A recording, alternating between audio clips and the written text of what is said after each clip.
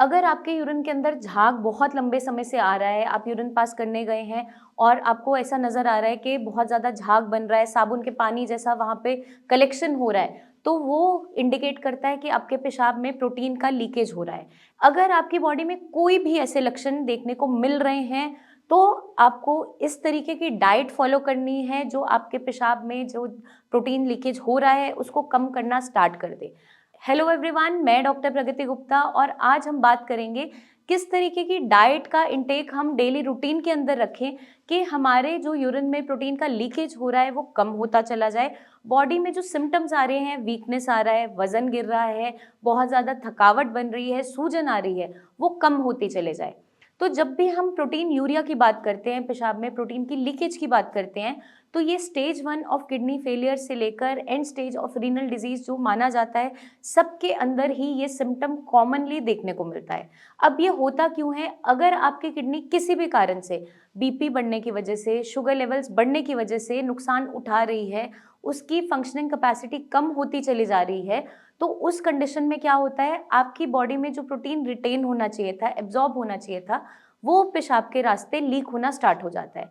जब ऐसी condition create होती है तो जिन सिम्टम्स के बारे में हमने डिस्कस किया, वेट लॉस होना, थकावट होना, कमज़ोरी महसूस होना या बॉडी के अंदर सूजन आना, ये सब कुछ देखने को मिलता है। अब हम अपनी डाइट में ऐसा क्या कर सकते हैं डेली रूटीन के अंदर जिसकी वजह से आपके ये सारे सिम्टम्स भी कम हो जाए और यूरिन के रास्ते जो प्रोटीन की लीकेज है वो भी कम होना स्टार्ट हो जाए। तो सबसे पहला जो हमें ध्यान रखना है, हमें लो सोडियम डाइट लेना है।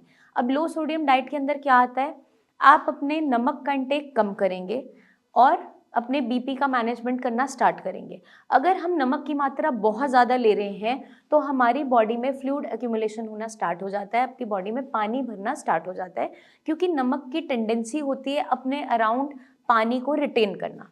तो हमारी बॉडी में भी इसी तरह के सिम्टम्स देखने को मिल रहे होते हैं। तो हम लो सोडियम डाइट के अंदर क्या ध्यान रखेंगे, हम कोई भी एक्स्ट्रा एडेड सॉल्ट है जिसके अंदर, वो सारी आइटम्स हमको बिल्कुल भी नहीं लेनी है।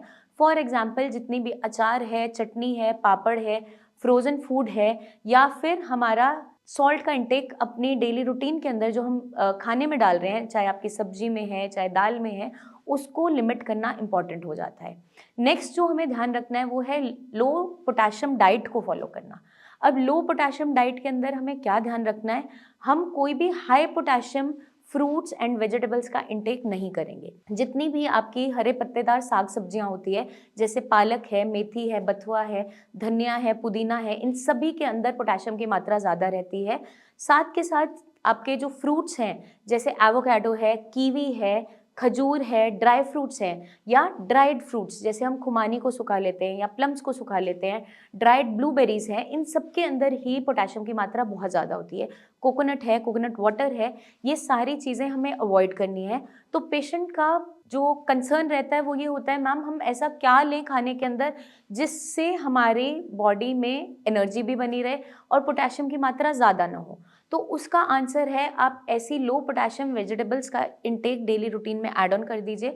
फॉर एग्जाम्पल गाजर है, मूली है या जितनी भी आपकी सब्जियां बेलों पे लगती है, जैसे खीरा हो गया, घिया है, तुरई है, पेठा है, परवल है, या जो वेजिटेबल्स आपकी एज अ प्लांट लगती है, बैंगन है, भिंडी है, इसका इंटेक हम डेली रूटीन के अंदर रखेंगे।